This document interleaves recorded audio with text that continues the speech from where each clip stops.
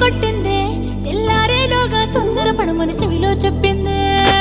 ఈ మాత్రం ఇంటే ఇస్తే సంటే గొప్ప